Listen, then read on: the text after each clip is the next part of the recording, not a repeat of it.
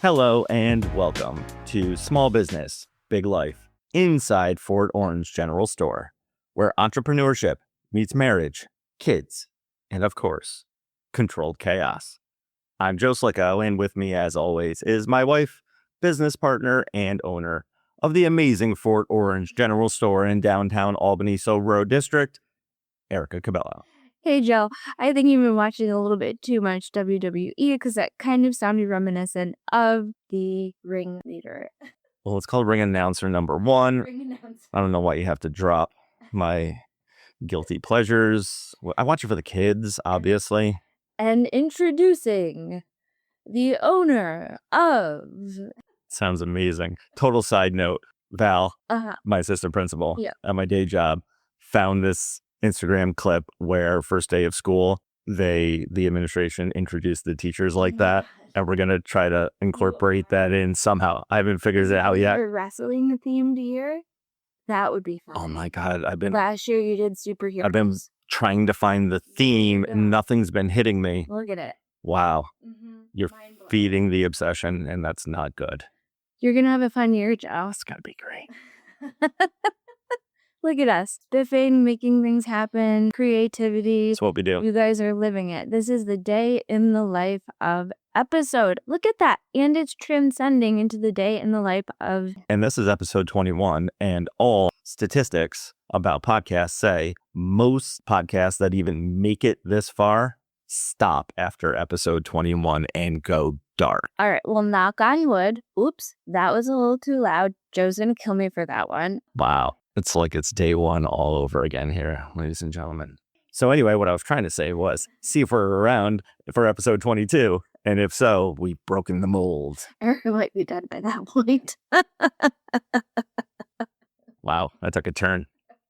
Anyway, so in today's episode, we are going to talk about a day in the life. Yes, I'm excited for this one because poor Joe gets to hear me when I come home like, oh my God, I didn't get this done. Oh my God, I still have this to do.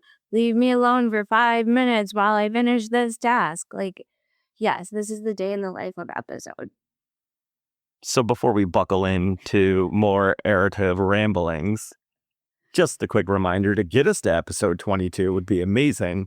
So please, loyal listeners, like, subscribe, share your favorite episode with somebody new so that we can keep growing into even more cities, even more countries. And if we can try to break through to Antarctica and get to all 7 continents, break that ice wall, get us there. You can do it. I believe in all of you. It's coming out. This is so fun.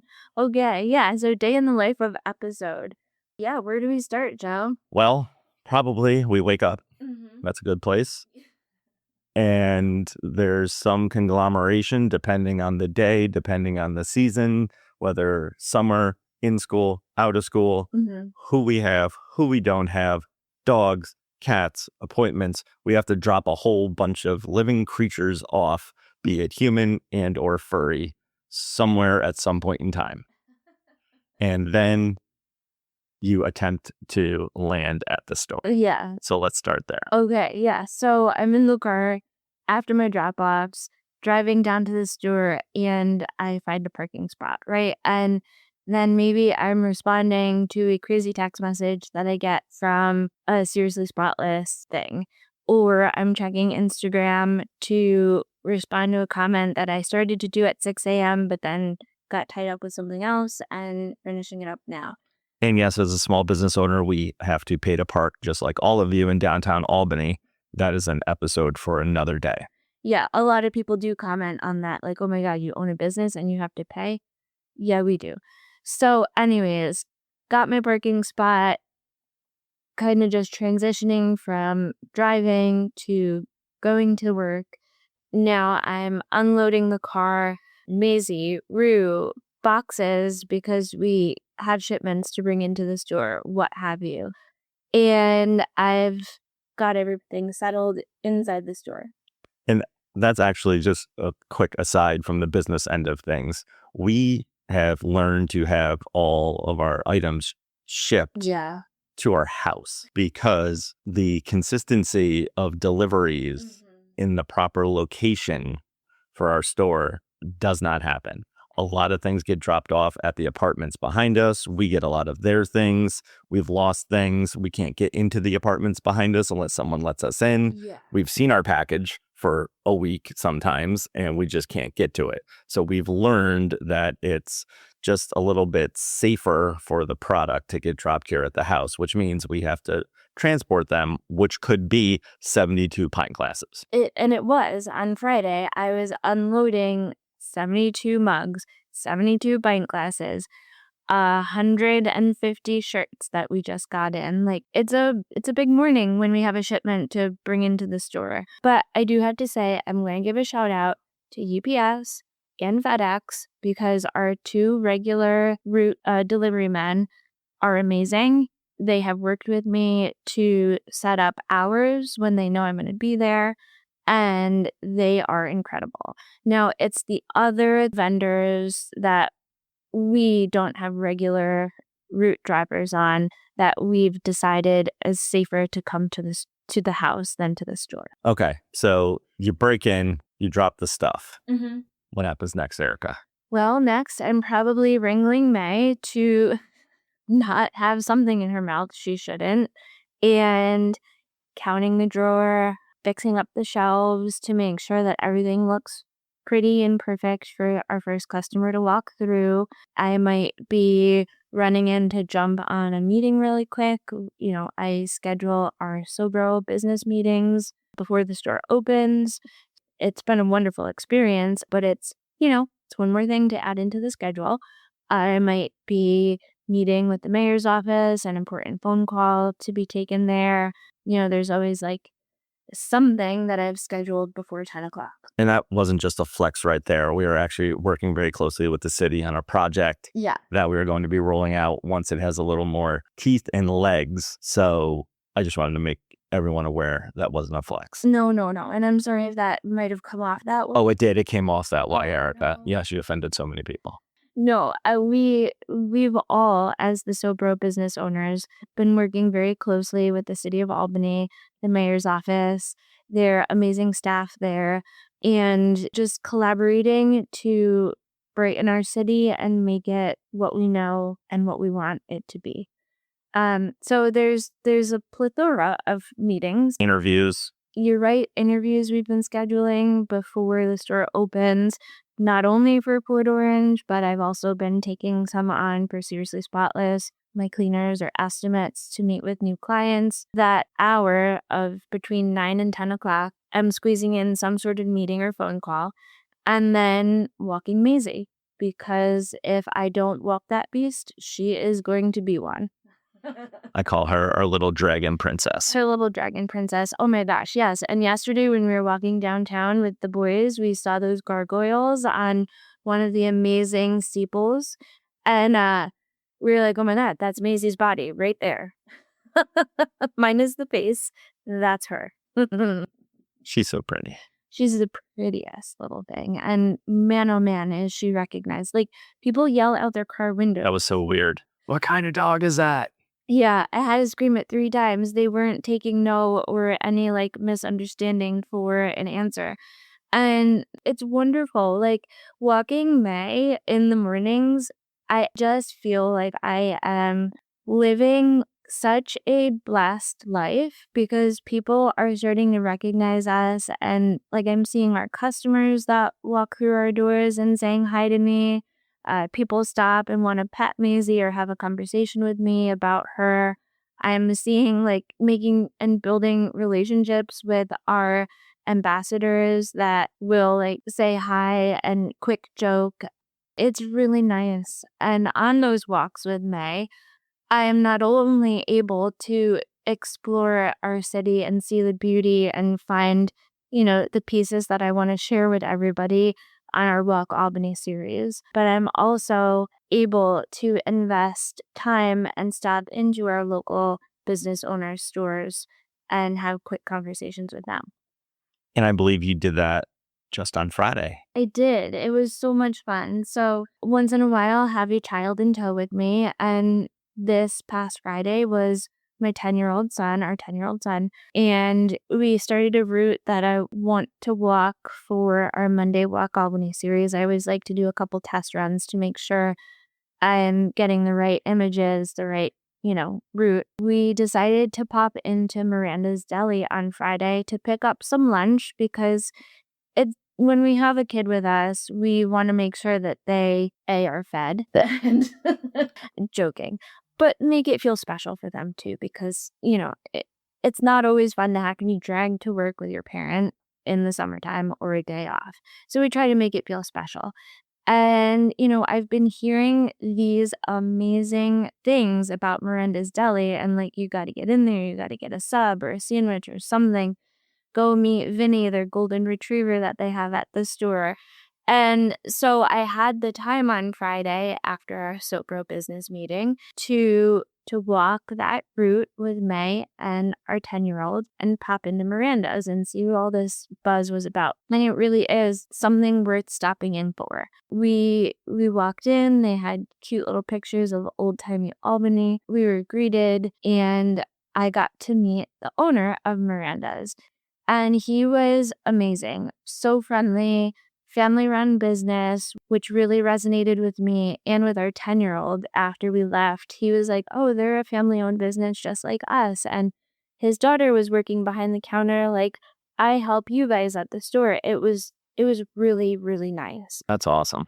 And the owner of Miranda's fell in love with our 10-year-old and was joking around with him, and it was just so wonderful. So we got our subs to go to finish our walk, bring to the store, eat when we had time during the day. Because you still have to get back to the store to open it on time, right? Yeah, well, yes. Once in a while, we do have to open a little bit later to fit it all in, but we're not going to talk about that part. Yeah. Anyways, we're there to open the store, and it's great.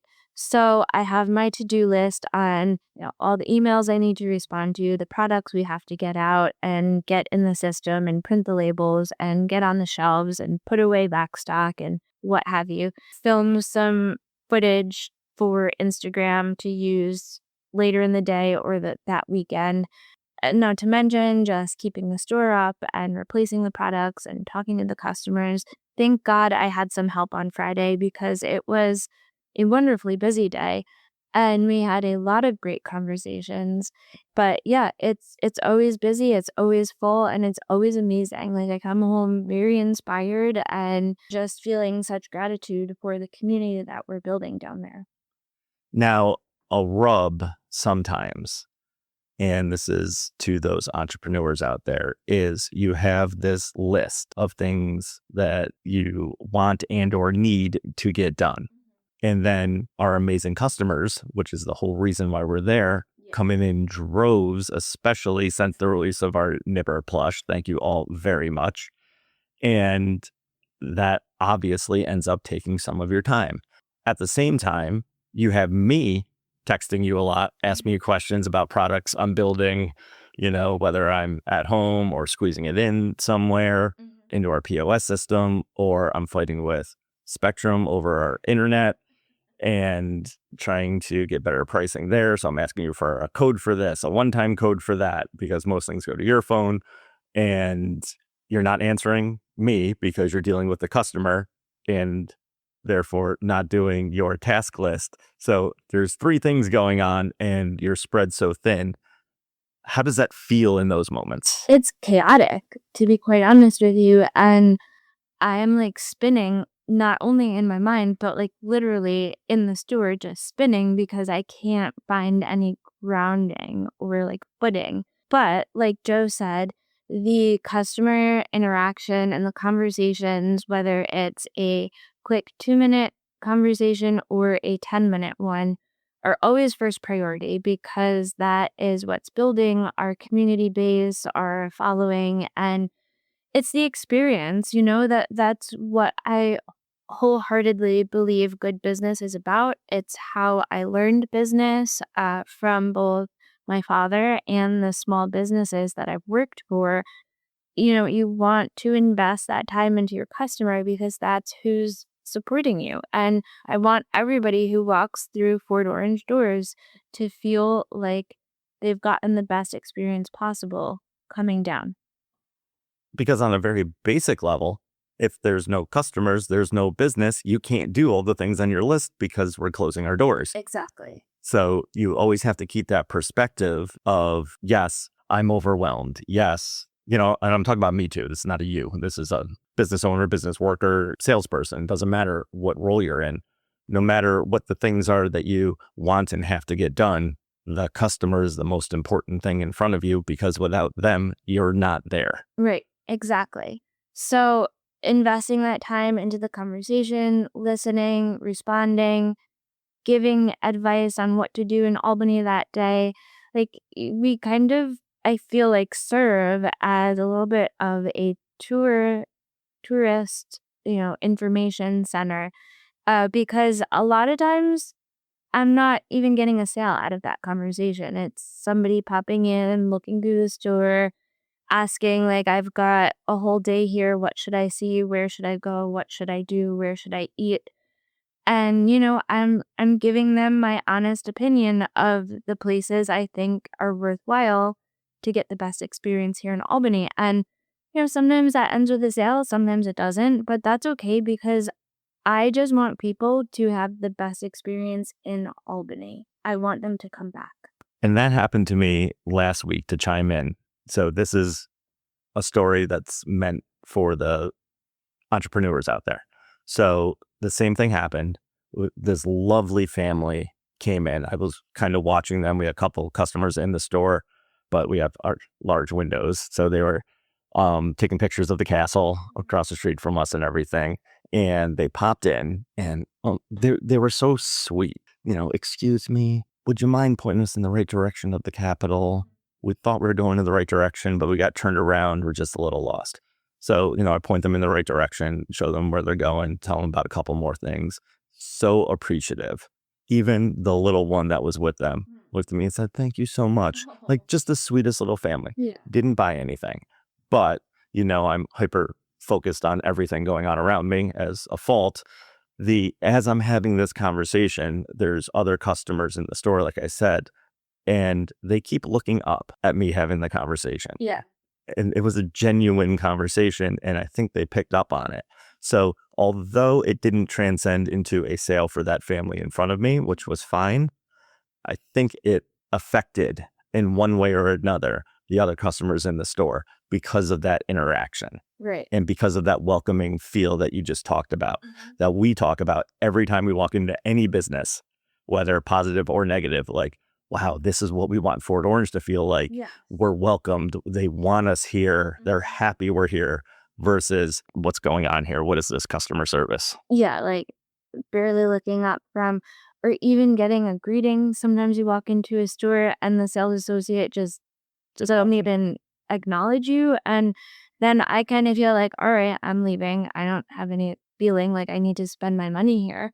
Right. So to the entrepreneurs, the conversation and the closing of the sale, quote unquote, if you will, doesn't always have to be that person right in front of you, because other people are always listening.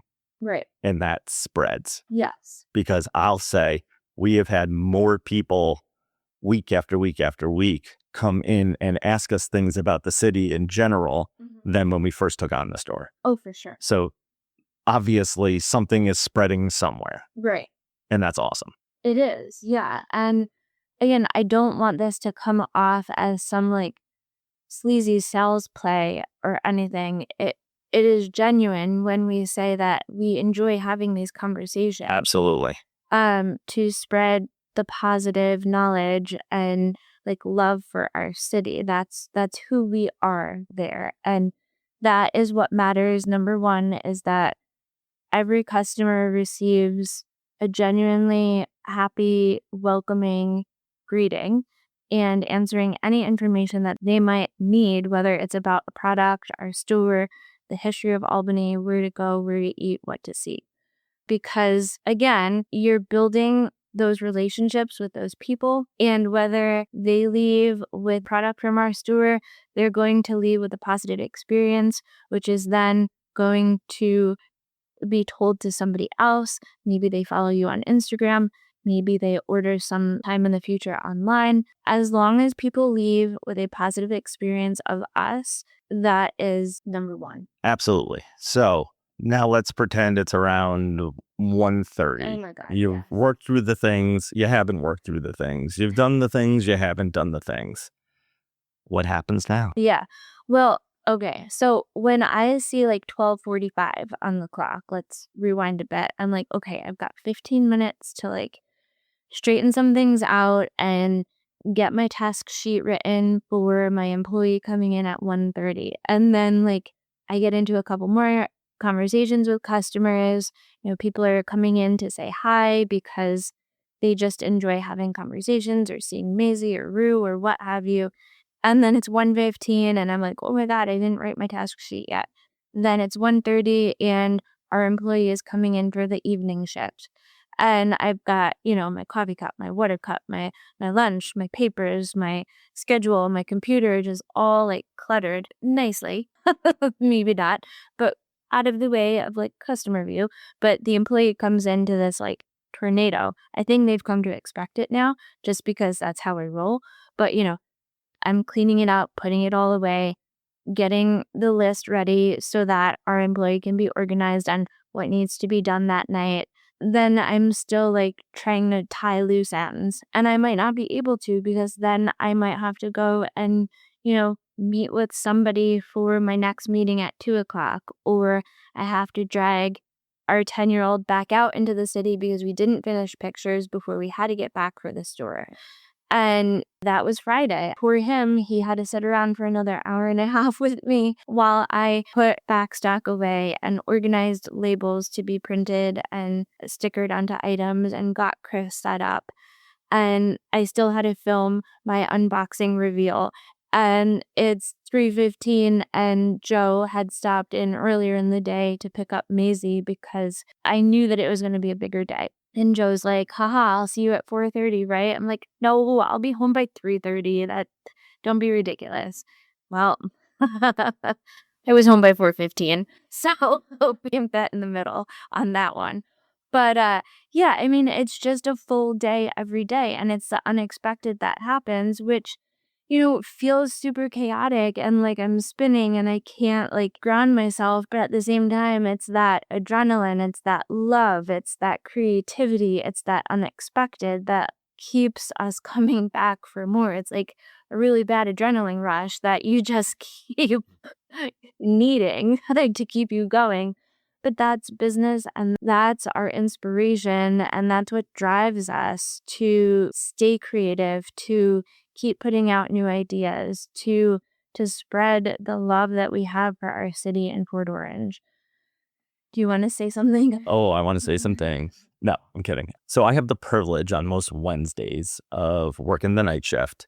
Keeps me in there, keeps me grounded. I can fix the light bulbs. I can set up the new router that we got and do all the things. So I get to experience firsthand the Erica tornado as I'm coming in and she's transitioning out. And I think one of the things that really spurred from that experience was the task sheet that you're talking about, because I'm a big systems guy. I want everything written down. I want it automated. Here's what we're doing every time. And then we can, fill in the specifics of the day here. And that's because when I come in on those days, you like to brain dump a little bit like you kind of just did. And for me, with an employee hat on, because I'm, working the sales floor, that's difficult for me because I don't want to hear what you did and didn't do. I want to hear what are my tasks and what do I have to do moving forward. And the combination of both is fine, but I wanted to make sure that we were articulating the tasks to our employees. So based on that experience, we kind of put that together because it's great to hear about all the things. But then I'm like, but what's that box? But what's this box? And that stresses you out when I started asking those questions. So to try to put it in place so that you're not stressed out about communicating what to do, what hasn't been done, what would be great to get done. It's that communication flow, Right. I'd say. Yeah.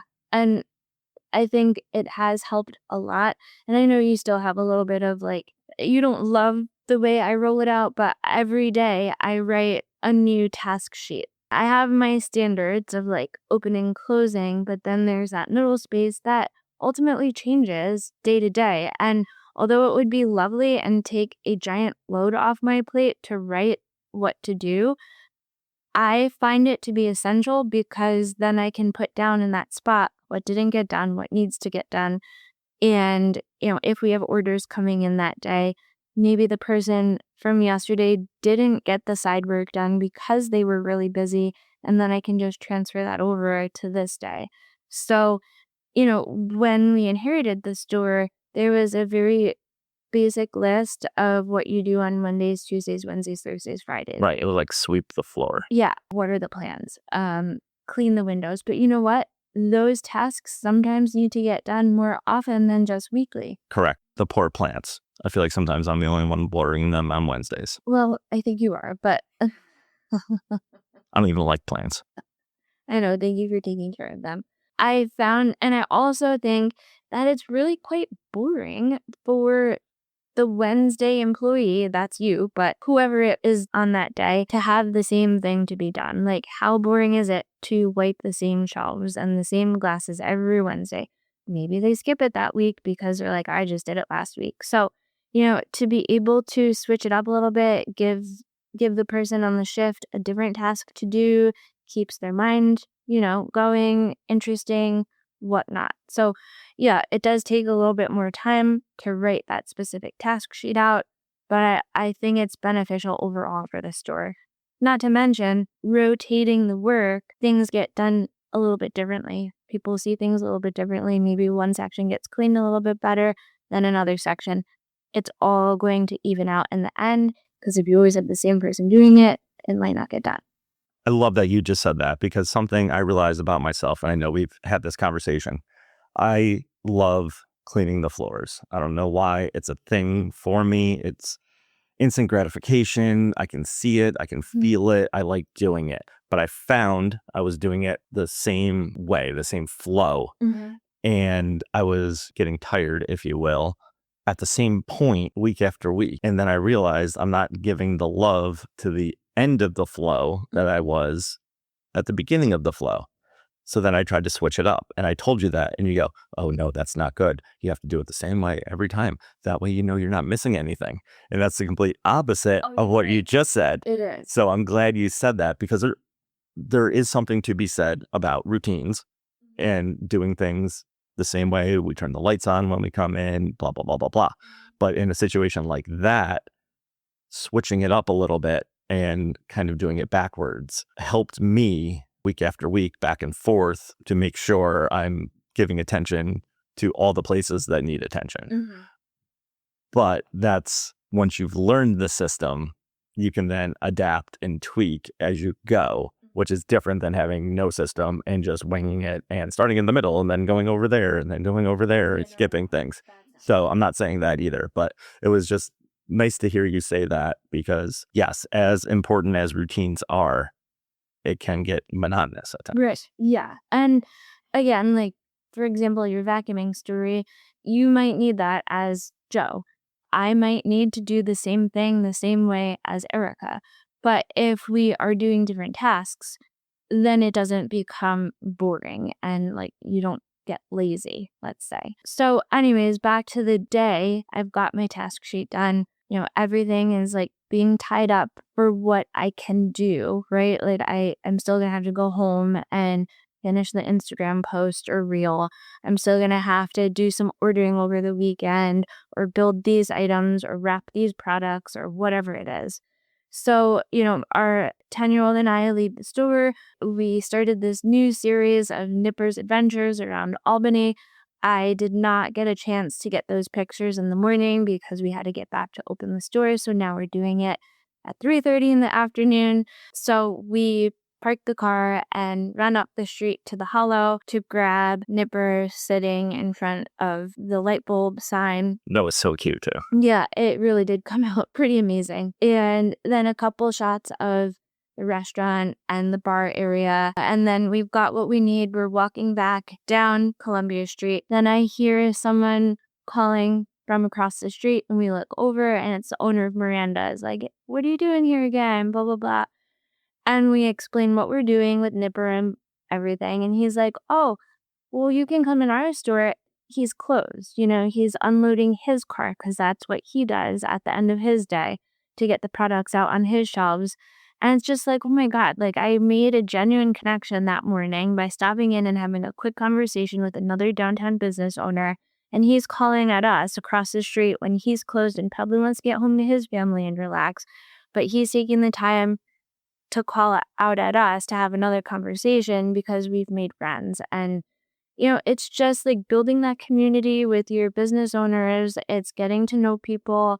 And he invited us in to get some pictures and, have another quick conversation. And that's what I feel like at the core is what business is about. Like, I don't know if I'm explaining it quite right, but it's just not settling for what it is. It's just like, how can you grow? How can you expand thoughtfully, connect with people, and like really show your genuineness as a person?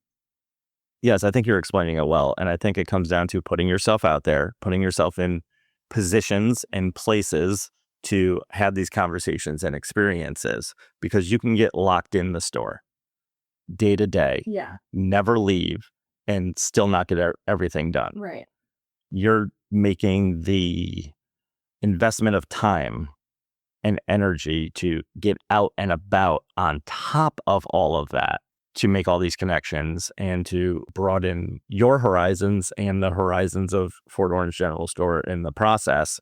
And we're seeing the impact that's having. We're feeling the impact, feeling the recognition, although that's weird to say, from the community. And that's amazing. And that only happens when you are purposeful about doing it.